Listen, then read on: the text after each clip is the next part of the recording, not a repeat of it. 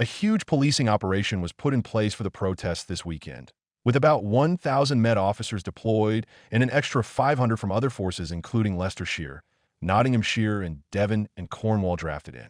Assistant Commissioner Matt Twist said, "There's no doubt that many came to exercise their lawful right to protest, but there were many who came intent on violence."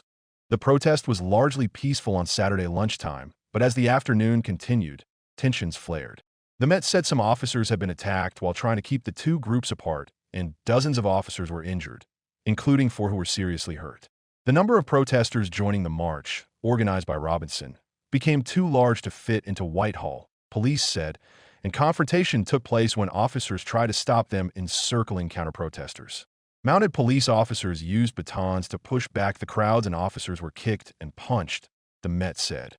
3 of the 24 people arrested were women and the rest were men, while the youngest and oldest people detained at the protest were aged 19 and 58 respectively, the force said on Sunday.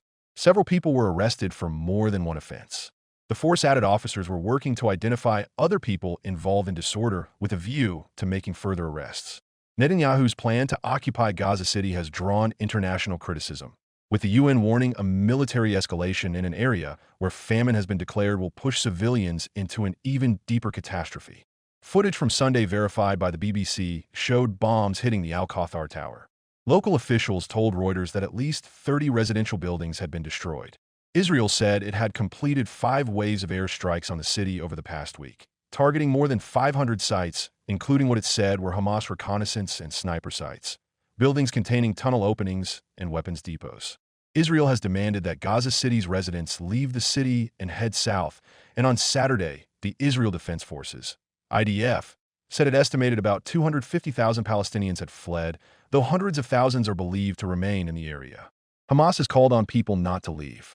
Some say they cannot afford to go, while others say southern Gaza is not safe either, as Israel has carried out airstrikes there too. The bombardment intensified everywhere, and we took down the tents. More than 20 families. We do not know where to go. Musba al-Kafarna, displaced in Gaza City, told Reuters. On Sunday, the Hamas-run health ministry in Gaza said the bodies of 68 people killed by the Israeli military had arrived at its hospitals over the previous day. Since UN-backed global food security experts confirmed famine in Gaza City on August 22nd, the ministry has reported that at least 144 people have died from starvation and malnutrition across the territory. Israel has said it is expanding its efforts to facilitate aid deliveries and has disputed the health ministry's figures on malnutrition-related deaths. The Israeli military launched a campaign in Gaza in response to the Hamas-led attack on southern Israel on October 7th, in which about 1,200 people were killed and 251 others were taken hostage. At least 64,871 people have been killed in Israeli attacks in Gaza since then, according to the territory's Hamas-run health ministry.